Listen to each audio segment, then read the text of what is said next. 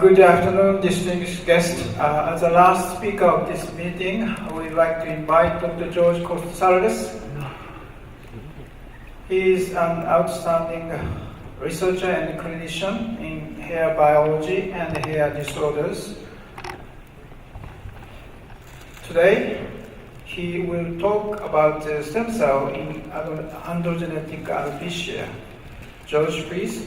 Thank you for the organizers for inviting me, and I really want to thank you all for staying till the bitter end. Appreciate it. I hope I'll make it somewhat worthwhile. I'm going to talk about our research on androgenetic alopecia, and specifically male pattern baldness. So this is really, to me, a totally fascinating topic. Don't let anyone tell you that it's not. If you think about what has to happen for the hair to go from this to this, it's pretty remarkable. And the main process, of course, is miniaturization. That we have a large anagen. We start with a large terminal anagen hair follicle, which only through cycling miniaturizes with each successive progeny being smaller, follicle being smaller and smaller. And histologically, of course, it looks like this. You can see the bulb way down in the fat, whereas in a miniaturized follicle, the bulb can be all the way up here where the sebaceous gland is. The other important characteristic morphologically is that the sebaceous gland enlarges in androgenetic alopecia. So this, I think, really demonstrates where most of the loss of the volume is occurring. This is a horizontal section of the terminal follicle, and you can see the outer root sheath here, inner root sheath here, and the hair shaft. And this is a miniaturized hair follicle, and you can see the outer root sheath, inner root sheath, and then a tiny hair shaft. So most of the loss seems to be in the hair shaft. I've been asked for decades whether stem cells are involved in androgenetic alopecia, and early on I knew that through studies where we grafted human skin onto skid mice and did label-retaining cell studies looking for quiescent cell populations, we would see these heavily labeled cells that had taken up label 4 months previously and retained it, indicating that they hadn't proliferated, were very quiescent. So there was indications early on in the mid-90s that there were very quiescent cells in the bulge area of the miniaturized follicles. And then when we found a marker, K15, for the bulge cells, staining with that showed a pretty prominent population within the follicle. Here's that little tiny hair shaft.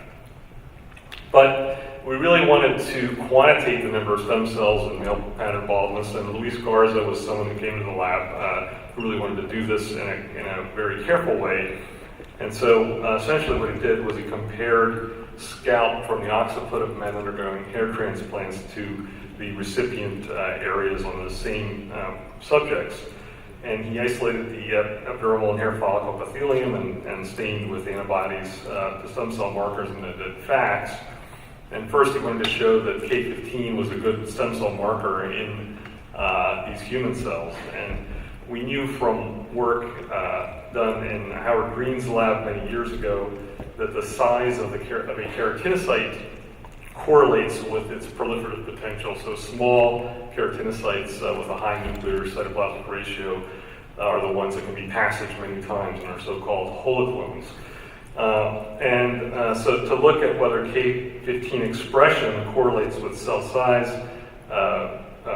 we did this kind of analysis where looking at the basal keratinocytes using alpha-6 integrin antibodies, you can see that the cells that are at the highest fifth percentile for keratin expression they're also the smallest cells, so a good correlation there. And then we wanted to look at whether K15 expression correlates with quiescence, because that's another characteristic of these hair follicle stem cells. And again, in the highest 5%, you can see that these are cells that have the highest percentage of G0, or the resting phase of the cell cycle. So we felt confident that by looking at the top 5% of K15 expressing cells, we're looking at quiescent and highly quiescent cells with a high proliferative potential.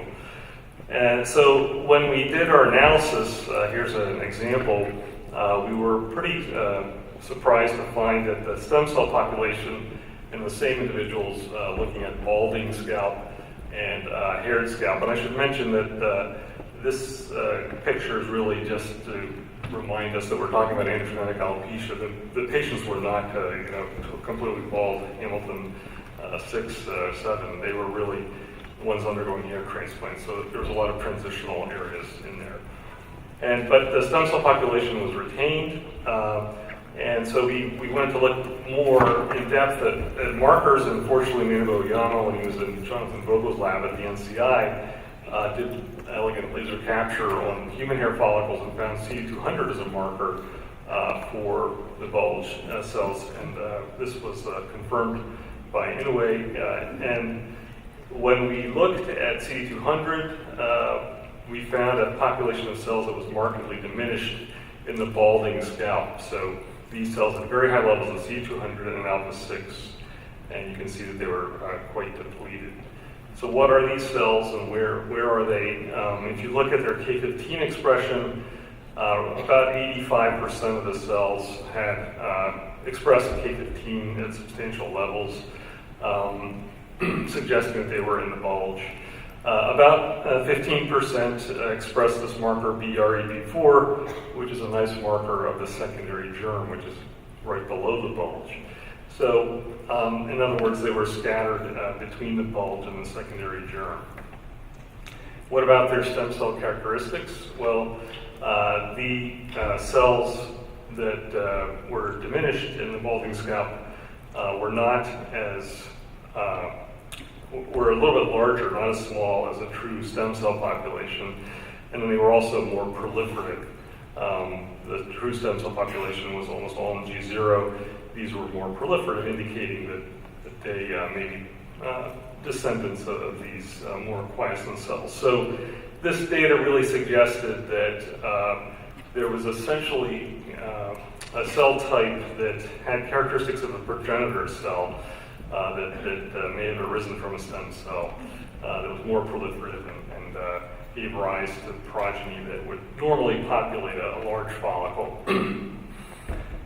And we also looked at another marker, CD34, which in humans, as Bruno Bernard showed a couple days ago, also that the lower outer root sheath below the bulge stains for CD34. And if you look at CD34 cells in balding scalp, they're also markedly depleted. If you look at their stem cell characteristics, these cells have very low levels of K15, almost none, and also they are very large. So they're quite different than the true stem cell population. So this suggested to us that stem cells are intact, progenitor cells are decreased. And so possibly there's a defect either in stem cell activation, either because of a lack of an activator or the presence of an inhibitor. And at the same time, we were interested in looking directly at bald and non-bald scalp for gene expression with Affymetrix arrays. And again, work done started by Yaping, and Luis jumped in and analyzed the data more closely. And this is the kind of thing you've seen over and over, but basically each row here is a gene, and you can see, of course, that there are differences between the haired and the bald scalp. One gene that came up as very highly differentially expressed was Prostaglandin D synthase, which was increased sevenfold in the balding scalp. Here are 4 more patients, not the same ones used for the arrays, showing that bald scalp had high levels of PGDS. And then the protein was also elevated in balding scalp compared to haired scalp. So what is PGDS? So it's an enzyme that converts prostaglandin G2 and H2 into D2. And so you would expect that D2 would also be elevated, the lipid, the prostaglandin. And in fact, that is the case using ELISA in different patients. Again, you can see there's a marked increase in the prostaglandin D2 levels in the balding scalp. So just to give you a little bit more background about LPGDS and prostaglandin D2, we know that GDS is a testosterone responsive gene, and that it actually is responsible for virilization in the brain. Minoxidil, there's some data that might be working through prostaglandins. And prostaglandins, of course, everyone knows, are known to influence hair growth, and there are products commercially available for eyelashes that are essentially either analogs or in this case, the actual prostaglandin D2 alpha. So the other thing to keep in mind is that in other systems, prostaglandins have sort of a yin and yang effect. So there are often prostaglandins that have opposing functions. So for example, in the lung, bronchial muscle tone PGD2 causes dilation of the bronchial muscle tone, and D2 causes constriction. So our hypothesis really was that we knew that E2 and F2 are sort of pro-hair growth, D2 might be inhibiting this function. So one of the first things we did was to actually look at the ratios of all the different, or the levels of all the different prostaglandins. So you would predict that if DS, this enzyme, is increased, you would have an elevated level of D2, which I showed you, but you would also predict that E2 would be decreased because the reaction is going this way, and that J2 would be increased because this is a product of D2 that's non-enzymatically produced. And that is in fact the case when we collaborated with Garrett Fitzgerald, who's at Penn, who's a prostaglandin expert, and looking at D2, J2, these are both increased in bald scalp, and E2 is actually decreased compared to haired scalp. So, but one thing to keep in mind is that D2 is the predominant prostaglandin in the scalp. The absolute level of D2 is higher than the other ones. So at this point, I've shown you that PGDS, mRNA, and protein are elevated in the bald scalp. D2, the lipid, is elevated in the bald scalp, and E2, sort of the good prostaglandin, is decreased. So the next question was, do prostaglandins have a functional role in hair growth? And so we decided, since the mouse is such a nice model of hair follicle cycling, we just wanted to look at expression of the enzyme LPGDS as well as the lipid prostaglandin D2 during the cycle. And when of course, you're all familiar with the idea that the mouse cycles synchronously, the hair follicles go into anagen and stay there during the first 17 days of life. And if you look at levels of D2 and DS, the levels of DS actually increase slowly until the end of anagen when they go up, and then, as you would predict, after DS goes up, D2 levels go up subsequent to that. This is a spontaneous hair cycle. If you look at the depilation model that Ralph House popularized many years ago, this gives you a sort of a crisper peaks here because the follicles are even better synchronized. So at the end of anagen, you get an increase in DS, and then during catagen, you have high levels of D2. So this suggests that prostaglandin D2 is playing a role during the regression stage of the hair cycle. And if you look at expression of PGDS, it's really in the outer root sheath, starting right below the level of the bulge, and in that sort of CD34 positive area in the human follicle.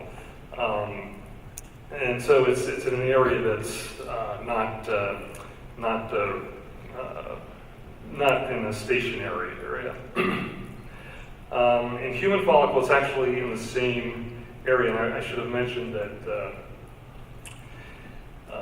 this is late antigen. So if you look at day 12 or 13, you're not going to see this kind of staining. It's only at the end of the antigen. And in the human, when you see antigen follicles that are labeled, they look like this. Very similar pattern below the bulge. The interesting point here is, one interesting point is that when histologically you look at a scalp biopsy, you look at antigen hair follicles, you don't know whether those antigen follicles have been in antigen for a month or a year or 2 years. And so this is probably a marker of late antigen in human hair follicles. So similar to FGF5, which goes up at the end of the antigen in the mouse, this enzyme seems to be expressed in a subset of human hair follicles that I assume are probably towards the end of the antigen. And if you look at other follicles that have smaller follicles, for example, you can see that, again, it's not only is it in the outer root sheath, but interestingly, it's also in mast cells. So just keep that in mind. We'll get back to that in a minute. So in order to look functionally to see whether these prostaglandins actually inhibit hair growth, Luis did some experiments where he depilated mice and then 8 days later began to treat topically with prostaglandin D2 and J2 or vehicle, and then he measured the hair length at day 12. And so what he found was that the mice that had received the D2 or the J2 had shorter hairs compared to the vehicle. So this was inhibiting the growth of the hair. And D2 is known to bind to 2 different receptors. They're called PDGDR and GPR44, otherwise known as DP1 and DP2. And we were fortunate to be next to Garrett Fitzgerald, who had knockout mice of these receptors. And so we thought that it would be really valuable to determine which receptor the D2 is working through in order to inhibit hair growth. And so the experiment here was the same as the one I just showed you, but on the knockout mice, Luis applied the D2 topically. And what he found is that the mouse that lacked the GPR44 or the DP2 receptor, there was no difference in the hair length when D2 was applied, indicating that there was no inhibitory effect. So whereas the one with the DP1 receptor knockout, there wasn't an effect. So it looked like the DP2 receptor was the one that was important for this inhibitory effect. So we're always interested in, of course, the human and human hair follicle, and this was work done earlier by Gurpreet, who's currently at Allergan, but he was at Gillette when he did this work, and basically we collaborated with him and he had shown that D2 in the Philpott assay, the explant type of assay in human hair follicles that were microdissected out and then put in culture, that when you added D2 to the culture media, there was an inhibition of hair growth shown here, and J2 even had a more profound effect. Both of these were statistically significant. So this indicated that D2 was inhibiting human hair follicle growth, both from men and women, and in this assay. And so we went on to use an inhibitor of the D2 receptor in culture, and basically we're able to show that we could reverse the inhibitory effect of D2 when adding this inhibitor. So again, keep that in mind for a second. This pathway, looks pretty complicated, but you can see that it all depends on arachidonic acid being converted to G2 and H2. And earlier, Susan Fisher, interested in carcinogenesis, had developed a mouse where she overexpressed COX2 or PGS2 under the K14 promoter. So this mouse was making a lot of COX2 in the epidermis and the follicular epithelium. She was interested in carcinogenesis, but what she noticed was that the mice had hair loss. And so we got these mice from her, and this is what they looked like. When you look histologically, it was really remarkable because here's your wild type mouse with a nice long follicles going into the fat. This COX2 overexpressing mouse had miniaturized follicles and really large sebaceous glands. So pretty striking phenocopy of androgenetic alopecia. And when we analyzed all of the lipids in this mouse skin, D2, PGD2 was the predominant prostaglandin that was present in this mouse. J2 was also elevated. E2 also elevated, as you would predict based on this, where this is so far upstream that you're getting increases in both sides of this pathway. So basically, we think that prostaglandin D2 contributes to androgenetic alopecia. I've shown you that there are elevated levels of D2 in human scalp that's undergoing balding. And I've shown you that this mouse that has very high levels of all these lipids also has hair loss and has miniaturization of the follicle as well as sebaceous hyperplasia.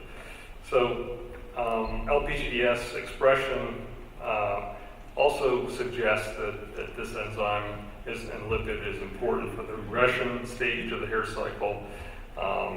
In a human explant model, D2 clearly inhibits hair growth, and using the inhibitor to the DP2 receptor, we can rescue that inhibition.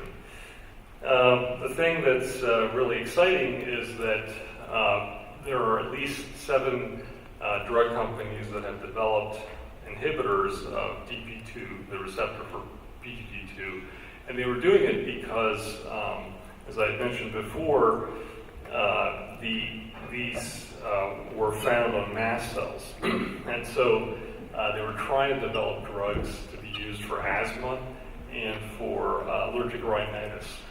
And so a few of them actually went into phase 2.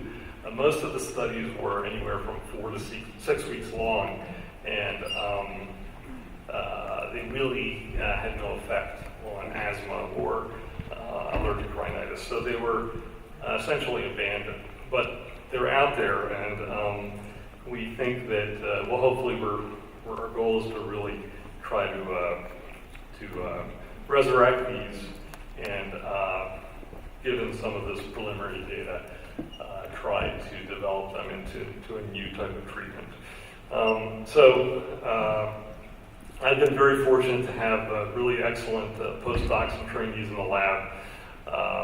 This work, as I said, was primarily driven by Luis Garza, who's at Johns Hopkins right now, assistant professor there, and Ping did all the array work early on, and she's currently at Merck.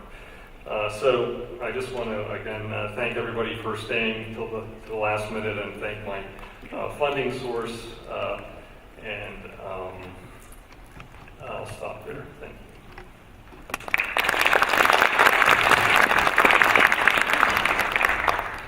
Thank you, Dr. Cotsarelis. He mainly talked about prostaglandins in hair biology.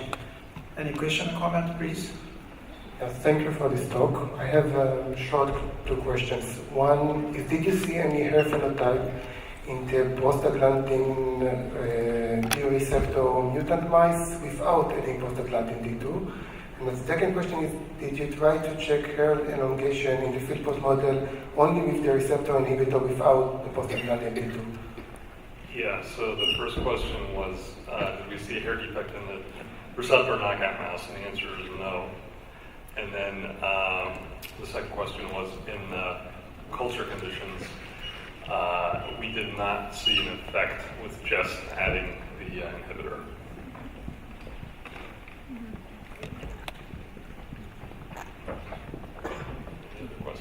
Here's a question. George, in your experiment, first the population of placental cells decreased, but in your theory, eventually at the end of Balding, the stem cell in AGA also decreased or disappeared. You're asking whether the stem cell population Yes. decreased Eventually. Eventually, yeah. So Yes. we never used skin from someone who's completely, bald.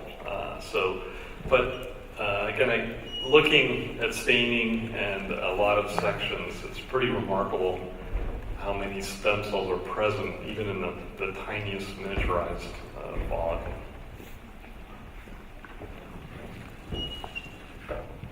Any other question about the prostaglandins? Complex dual effect? Okay, thank you very much, Dr. Cotsarelis.